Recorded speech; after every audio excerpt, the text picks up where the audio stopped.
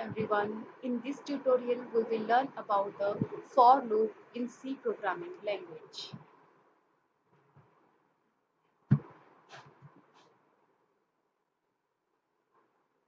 Now, what is for loop? As we know, loop is used to repeat the same set of statements until a specified condition is met. And we also have learned about the while loop, in which we have executed a number of statements repeatedly based on the criteria, that is condition, and we have started according to the initialization condition.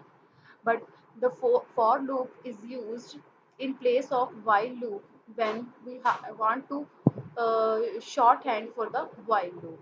So for loop is an alternative of while loop, in which we can specify the initialization and condition part and increment decrement part in a single line in place of a condition only. So for loop and while loop, working of both loops is exactly same. The only difference is of syntax. So the syntax of while loop is different, in which there are initialization, condition, and increment decrement part are totally at different places. But in for loop, all these are placed in a single line. So it is also an entry control loop, as we have specified in while loop. First of all, condition is checked and only then the body of the loop will be executed. So this is a entry control loop. Initial value is performed. Initialization is a component of a loop which will be executed only once. Rather, the condition part and the body of the loop will be executed repeatedly until a condition is specified. It is and condition is checked every time before the body of the loop is executed. So body of the loop will be executed until the condition is specified. Thus, the condition and body of the loop will keep on condition will keep on checking, and body of the loop will be keep on executing until condition is true. So the all the things rest of all the things are for loop and while loop are totally completely same, incrementation and condition part.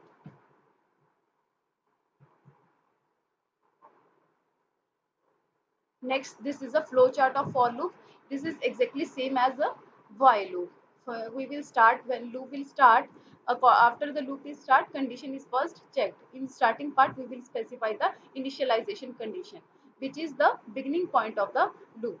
And condition is checked. If it is true, then a while or for loop will execute, whichever it is, and it will keep on executing. The condition is checked, body will be executed, and then again condition is checked, body will be executed. Only if condition is true, then body will keep on executing again and again. Now if the condition becomes false, see, if condition is false, the body of the loop will not get executed. Then the control will come out of the loop, and any statement after the while loop is specified will be executed. So the flow chart of both while and for loop is exactly same, because the working is totally same. Only the syntax of writing the format of writing the flow for loop or while loop is different. So next, the syntax. As I have already told to you that syntax is different for for loop and while loop.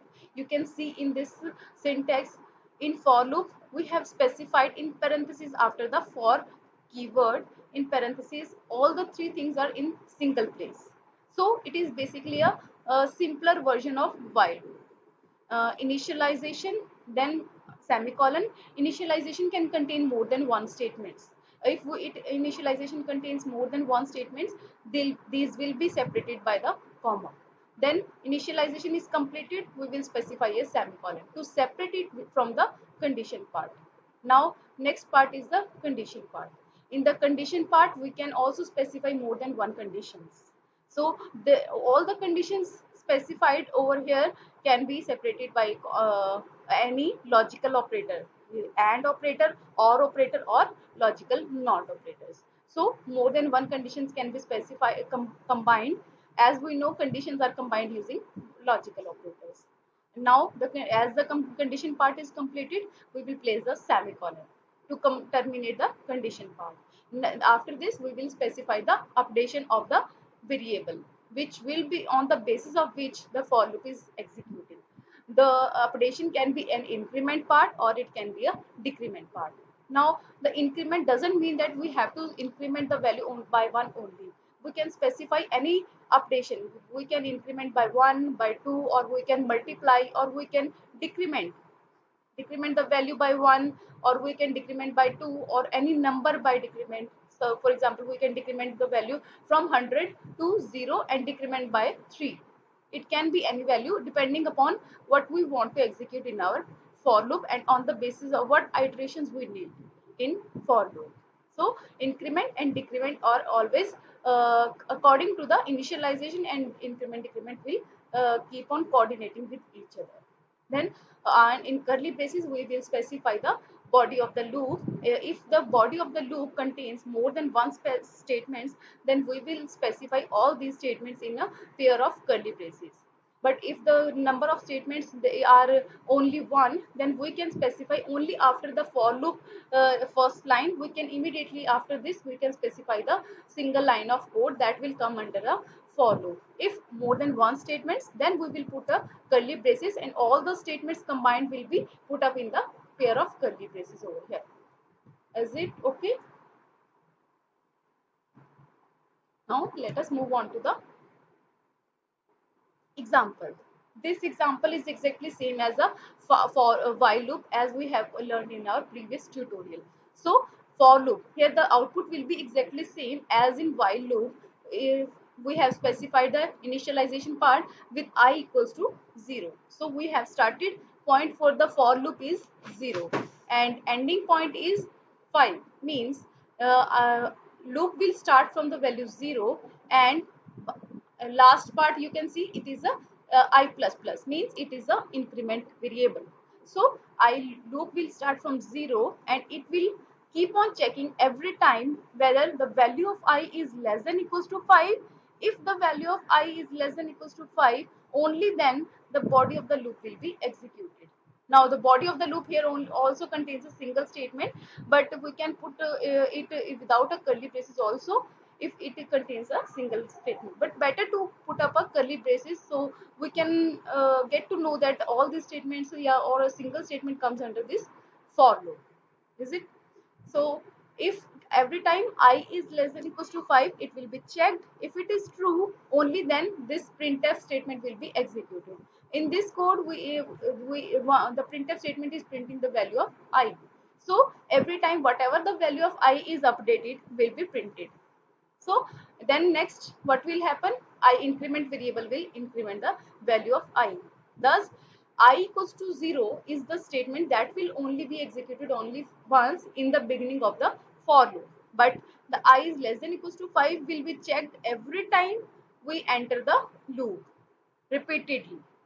And then body of the loop will be executed every time of the condition true, and after the body of the loop is executed, increment part will be executed. So the flow of is like this: the first condition, then body of the loop.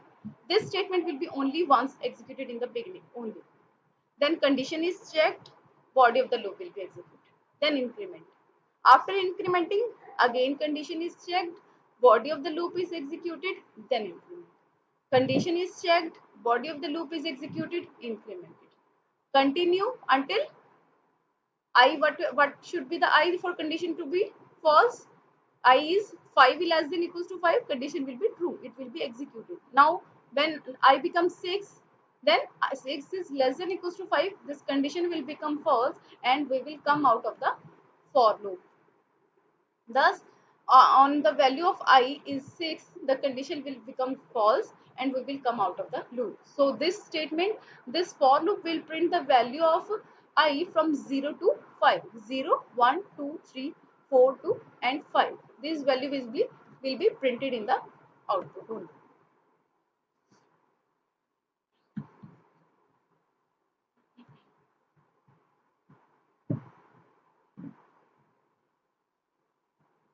So I think we don't need to implement it as the working is exactly same. So this example you can update the value of I any or condition can be anything that you want, or initialization can be anything whatever we want over here. So thank you so much for this tutorial.